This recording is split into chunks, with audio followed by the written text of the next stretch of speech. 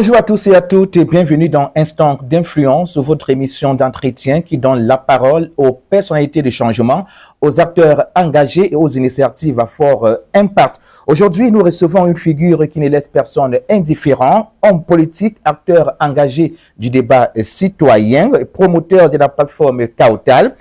Notre invité est au cœur de nombreuses discussions portant sur les questions d'identité, d'autochtonie, de citoyenneté et de vivre ensemble au Cameroun. À travers son slogan désormais bien connu, le littoral aux littoraliens, il porte un combat qui suscite à la fois adhésion, interrogation et controverse. Pour ses partisans, il s'agit d'une revendication légitime qui vise à préserver les droits des peuples autochtones. Pour ses détracteurs, cette posture soulève des inquiétudes quant à ses implications sur l'unité nationale et la cohésion sociale. Afin de mieux comprendre sa vision, ses motivations et les fondements de son engagement, nous recevons aujourd'hui Abel Elimbi Lobet, promoteur de la plateforme Kautal. Signalons à toute fin utile que cette émission est sponsorisée par Zems Multi-Services, spécialisé dans le transport, les ventes de matériaux de construction. L'entreprise est située à Douala sur l'autoroute de l'aviation derrière le Grand Mall. Les contacts utiles sont 657 61 40 45 plus 333 630 77 91 176. Des contacts qu'il faudrait donc utiliser à bon escient. Instant d'influence, c'est maintenant.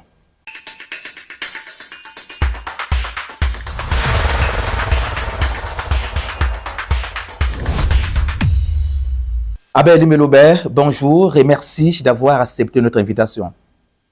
Bonjour et merci d'avoir pris la peine de m'associer à votre réflexion sur les questions que vous avez évoquées et qui, de toute évidence, préoccupent le pays.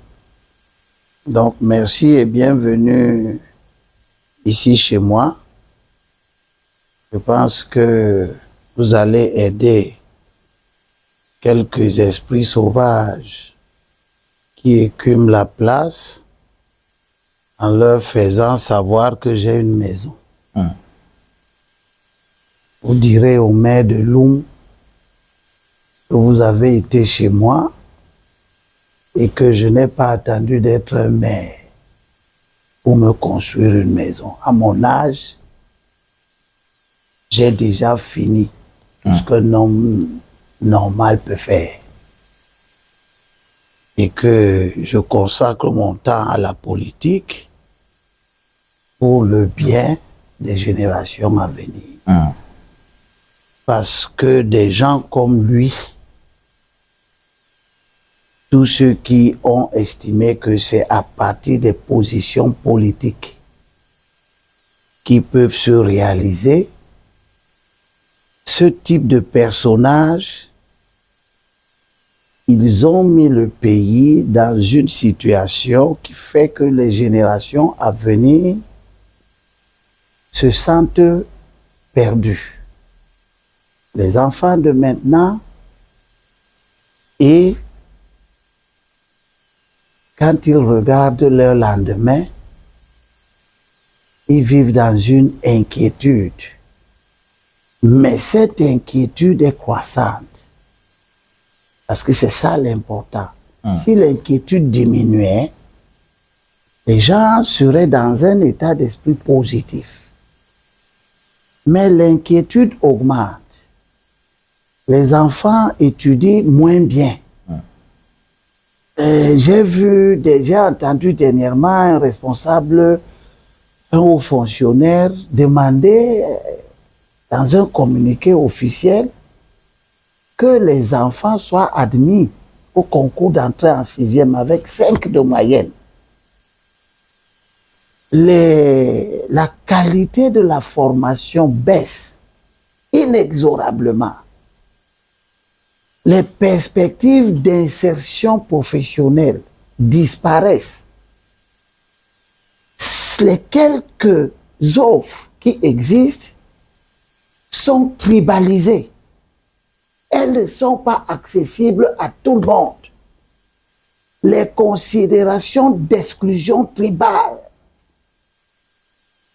sont de plus en plus fortes au point que des entreprises s'installent dans une région mais importent la main-d'œuvre dans la région de ceux qui ont mis les capitaux, plongeant les enfants de la région d'accueil, d'hébergement, dans des perspectives malheureuses de chômage sans fin. Toutes ces conditions font qu'il est important que des gens qui ont atteint un niveau de détachement matériel prennent la parole, s'expriment. Et c'est le lieu de vous remercier parce que vous travaillez à donner la parole aux gens d'une manière générale, mais je vous suggère singulièrement de la donner aux gens qui n'ont pas de problème de je veux manger, je veux conduire les voitures, il faut construire les maisons, etc. Et Libye n'a pas de problème de maison. Je ne cherche pas à construire les maisons. J'ai déjà construit. Mon père a une maison au village où personne n'habite dedans. C'est une maison qui est là. C'est mon frère qui est en France qui l'utilise. Il vient de temps en temps. Je ne l'utilise pas. Je n'en ai pas besoin. Si j'en avais besoin, elle est à 25 km d'ici. Je serais là-bas tous les week-ends. Je n'ai pas de problème de maison parce que j'ai déjà fini. J'ai eu 4 enfants. Ils ont déjà fini leurs études supérieures. Le dernier enfant est une fille. Je pense qu'elle doit avoir 22 ans ou 23 ans. Elle est en train de finir à l'INJS. Le premier de mon garçon est un ingénieur, il travaille déjà. Il a près d'1 million de francs et demi de salaire. Le deuxième que vous avez vu ici, il est master 2 en comptabilité et finance. Je suis en train de le préparer pour qu'il crée ses entreprises à lui. Je n'ai pas de problème de maison. Dis ça au maire de Lou. D'accord, on vous a suivi, Élie Bello. Entrons directement dans le vif du sujet. D'entrée, quelle est l'origine du slogan du littoral aux littoraliens et quel message souhaitez-vous transmettre à travers cette revendication? Ce slogan porte un message important qui renvoie à une injustice que subit le littoral. Une injustice principalement politique. Il s'agit des fonctions de représentation à l'Assemblée nationale, au Sénat, c'est-à-dire au Parlement, et des fonctions de gestion des affaires locales. Le pays est un pays multiethnique. Sa représentation nationale ne peut pas être autrement. Elle est une représentation de ces différentes communautés. Si vous ne le faites pas comme ça, vous pourrez arriver à une situation où ce que vous appelez représentation nationale sera la représentation d'un groupe ou de quelques groupes. Il y en aura qui ne seront pas là-dedans et qui vont donc forcément être absents dans les processus de gouvernement du pays. Cette Assemblée nationale est constituée de 180 députés. Et l'article 150 du Code électoral, c'est le seul dans tout l'arsenal juridique que nous avons qui dit comment se fait la répartition des sièges à l'effet de représenter les communautés nationales à l'Assemblée. Cet article 150 que j'ai ici et que je vais vous lire, l'article 150 dit que l'Assemblée nationale est composée de 180 députés. Alinéa 2. Il est très important, il faut que vos auditeurs, vos téléspectateurs, d'ailleurs, tout le monde devrait avoir le code électoral. Alinéa 2. Un décret du président de la République fixe le nombre de députés représentant chaque circonscription électorale. Revenons un tout petit peu en arrière sur l'article 149. Nous sommes en train de parler des élections de représentation, c'est-à-dire les élections législatives. Nous sommes dans le titre 5 du Code électoral, dispositions spécifiques à l'élection des députés à l'Assemblée nationale. L'article 149 est important. Il dit dans son alinéa premier, le département constitue la circonscription électorale. Ça veut dire que on organise les élections des députés dans les départements. S'il y a 58 départements, il y a donc 58 élections. Il y a l'élection dans le département du Foudi, il y a l'élection dans le département du Thème, la vallée du Thème, ainsi de suite dans le département de l'Océan, dans le département du Fouri. Mais l'alinéa 2 dit que, toutefois, compte tenu de leur situation particulière, certaines circonscriptions, sous-entendu certains départements, peuvent faire l'objet d'un découpage spécial par décret du président de la République. Résultat de l'application de cette disposition, le Vouri est un département, mais il n'y a pas une seule élection dans le Vouri. Parce que le chef de l'État a coupé le Vouri en 4. Donc 4 circonscriptions. C'est-à-dire que aux élections législatives, le Vouri fonctionne comme s'il était 4 départements.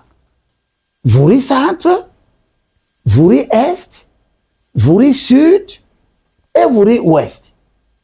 Le Mungo aussi a été coupé en 2. Mungo Nord, Mungo Sud. Comme la Leke, comme le Noun, comme beaucoup d'autres. Au final, on a 58 départements sur le plan administratif, mais aux élections législatives, on a 85 départements. C'est-à-dire on a 85 circonscriptions. Donc, quand on organise les élections législatives, c'est d'ailleurs pourquoi il faut dire les élections législatives, il y en a 85 élections organisées à 85 endroits différents. Vous comprenez? Et c'est le chef de l'État qui donne le nombre de sièges. Il a donné au littoral 19 sièges, répartis de la manière suivante. Mungo Nord, c'est une circonscription qui comprend, qui part de l'arrondissement de Mélon jusqu'à l'arrondissement de Lou. Là-dedans, vous avez Barré, vous avez Manjo, vous avez Konsamba 1er, Konsamba 2, Konsamba 3, vous avez Loum, vous avez Eboné, et voilà. Et là-dedans, le chef de l'État a mis 3 sièges à l'Assemblée nationale pour que les peuples constitutifs de là-bas soient représentés à l'Assemblée nationale. Évidemment, vous voyez qu'il y a plus d'arrondissements déjà que de sièges. Et qu'il y a plus de peuples autochtones là-bas que de sièges. Donc, il suppose que les gens qui sont là-bas vont s'entendre, puis dégager 3 personnes qui sont censées représenter ces communautés.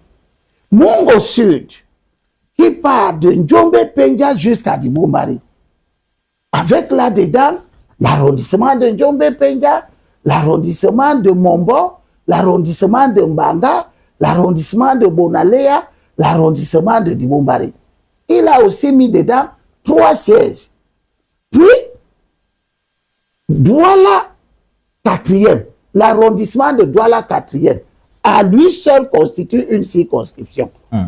Il a mis 1 siège. Puis, ce qu'on appelle cette circonscription, pour les législatives, s'appelle Vouri Ouest. Puis, vous avez Vouri Centre. qui comprend la commune de Manoka, Douala 6, et la commune de Douala 1er. Et là, le chef de l'État a donné 3 sièges. Puis vous avez Vouri Sud, qui correspond à l'arrondissement de Douala 2. Et là, le chef de l'État a mis 1 siège. Puis vous avez Vouri Est, qui a 2 arrondissements. L'arrondissement de Douala 3e et l'arrondissement de Douala 5e. Et là, le chef de l'État a mis 4 sièges. Le législateur dont je viens de lire les dispositions ne nous dit pas que le chef de l'État met ça, où il distribue les sièges en fonction de quelque chose. Vous avez vu, on a dit, un décret du président de la République fixe le nombre de députés représentant chaque circonscription électorale. Point.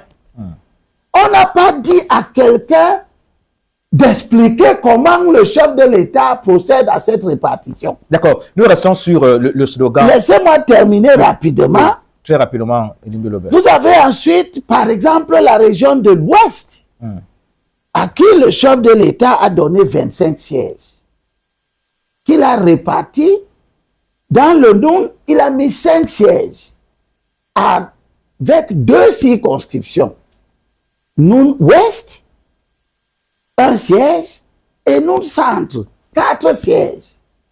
Puis, le reste de la région de l'Ouest, avec le département du Bamboutos, qu'il n'a pas divisé, il a mis 4 sièges.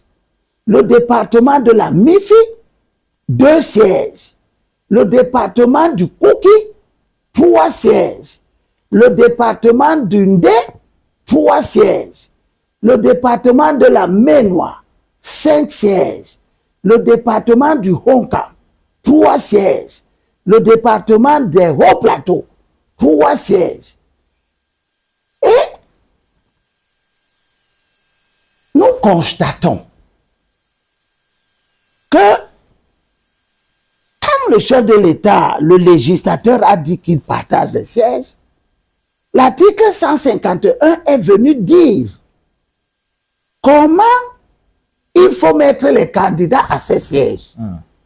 L'article 151 nous dit, alinéa 1er, l'élection se fait au scrutin de liste sans vote préférentiel ni panachage.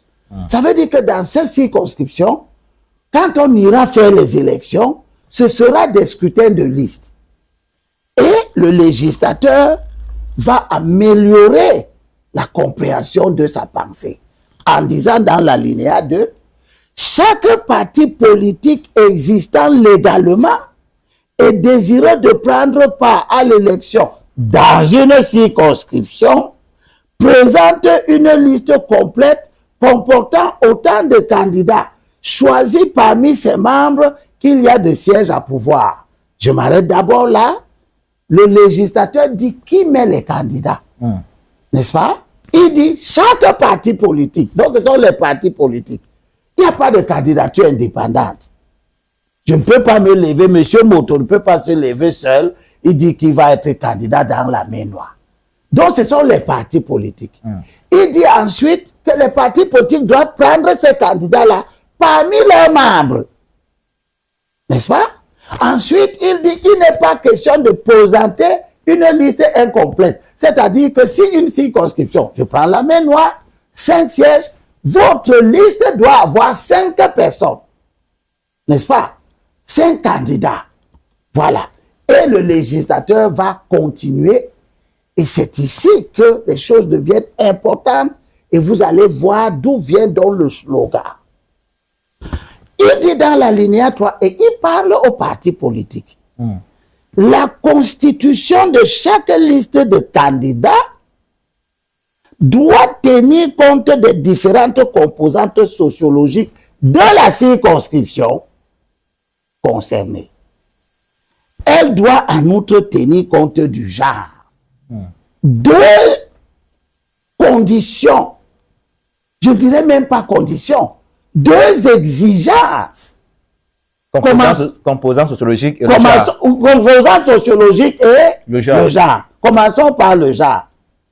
Tout le monde comprend, non?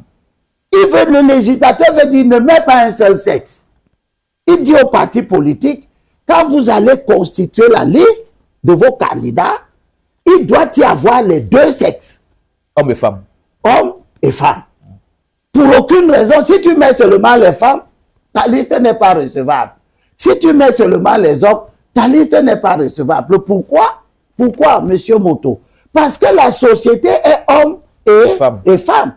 Et que nous ne sommes pas dans une société d'exclusion d'un genre par rapport à un autre. Et que nous sommes à l'ère où les femmes ont revendiqué, travaillent à revendiquer, à s'affirmer davantage, ce qui est une bonne chose parce qu'il s'agit de l'émancipation d'une des deux catégories sexuelles de la société. Puis, le législateur dit, prenez en compte les composantes sociologiques de la circonscription. Et à l'observation, nous constatons que cette exigence du législateur est observée scrupuleusement ailleurs. À l'extrême nord, vous voyez que il n'y a aucun problème. Chaque circonscription, ce sont les composantes sociologiques de la circonscription qui sont prises en compte dans la constitution des listes de candidats de tous les partis politiques qui prennent part aux élections dans les circonscriptions de l'extrême nord. Résultat, tous les députés de l'extrême nord sont chacun autochtones de sa circonscription. On ne connaît personne à l'extrême nord qui vienne de Marois, mais qui serait député de à la frontière de Kaélé, par exemple. On ne connaît personne. On regarde, on constate que il n'y a aucun ressortissant d'une autre région qui est député à l'extrême nord. On regarde le nord, le chef de l'État a mis à l'extrême nord 29 sièges. C'est la région la plus représentée à l'Assemblée nationale. Personne n'a demandé au chef de l'État une explication et personne n'a le droit de la lui demander. Le législateur ne nous dit pas que le chef de l'État doit nous expliquer. Il a mis 29 sièges à l'extrême nord. Demain, un autre chef de l'État peut venir diminuer même ça ou augmenter ça. Il faut que les ressortissants de l'extrême nord s'attendent à ce que demain ou après-demain, parce qu'ils ne savent pas pourquoi le chef de l'État a mis 29 sièges. Donc demain, notre chef de l'État peut ramener ça à 10 ou alors augmenter à 30. N'est-ce pas? Ce sera légal. Puis dans le nord, la région du nord, le chef de l'État a mis 12 sièges. Nous avons le code général et le rapport général des élections ici. Nous pouvons vous donner la répartition de ces 12 sièges selon les circonscriptions que le chef de l'État a créées dans la région du nord. Mais quand on regarde comment les partis politiques qui sont donc chargés de mettre les candidats et le résultat final obtenu dans les élections, on constate que tous les 12 sièges sont occupés par des autochtones du Nord. Ce qui n'est pas le cas dans le littoral. Ce qui n'est pas le cas partout. Et singulièrement, seulement au littoral et dans la région du centre. Dans la région du centre, le chef de l'État a mis 28 sièges. C'est la région, la deuxième région la plus représentée. N'est-ce pas? Avec 28 sièges, dont 7 dans la circonscription du Fundi. Le département du Fundi, là où se trouve la capitale. Cette circonscription a 7 sièges. Là-dedans, on constate qu'il y a 2 sièges qui sont occupés par des députés qui ne sont pas originaires de la région du centre et particulièrement qui ne sont pas originaires du département du Fondi. D'accord. Mais le problème est plus grave dans le littoral. Et c'est pour cela que le problème a fini par être posé. Au littoral, sur les 19 sièges que j'ai cités tout à l'heure, et j'ai donné la répartition, 9 sont occupés par des compatriotes qui ne sont pas originaires du littoral et qui ne sont pas originaires de leur circonscription. Mungo Nord, 3 sièges, 2 sont occupés par des ressortissants de l'Ouest. Il ne s'agit pas d'un commentaire, il s'agit de faits. Les 3 députés du Mungo Nord sont RDPC. Donc le RDPC a gagné à la majorité absolue. C'est donc le RDPC qui a mis ses candidats et qui a pris tous les 3 sièges, à raison de 2 qui sont occupés par des ressortissants de l'Ouest. Monsieur Simé Pierre et monsieur Ngancham Louis-Henri. Sur les 3 sièges, il n'y a que Madame Eyoum Minomo qui est octotobe, c'est-à-dire qui est un enfant du département de la circonscription du Mungo Nord. Résultat, il n'y a pas de Bakaka à l'Assemblée, il n'y a pas de Elong à l'Assemblée, il n'y a pas de Manehas à l'Assemblée, il n'y a pas de Baneka, c'est-à-dire les autochtones de Konsamba à l'Assemblée, il n'y a pas de Bakosi à l'Assemblée, il n'y a pas de Bonken, de Lou à l'Assemblée, il n'y a pas de Bafong à l'Assemblée, il y a 2 Bamileke qui siègent pour le compte de tous ces peuples-là, à côté de Madame Eyoum Minomo. Puis vous arrivez au Mungo Sud. Le chef de l'État a mis 3 sièges. On parle de Djombe Penja Adibobari, comme j'ai dit tout à l'heure. Le législateur dit aux partis politiques, messieurs les partis, en mettant les candidats, prenez en compte les composantes sociologiques. On n'a pas dit de prendre en compte les halogènes. On a dit prenez en compte les composantes sociologiques. Et les partis ont mis les candidats. Le SDF a mis des candidats à sa convenance. Le RDPC a mis les candidats à sa convenance. Et bien plus d'autres partis politiques. Résultat, sur les 3 sièges, il y a Mbapte Jean-Baptiste, originaire de l'Ouest. Il y a Djemeni Bendid, originaire de l'Ouest, pour le compte du SDF.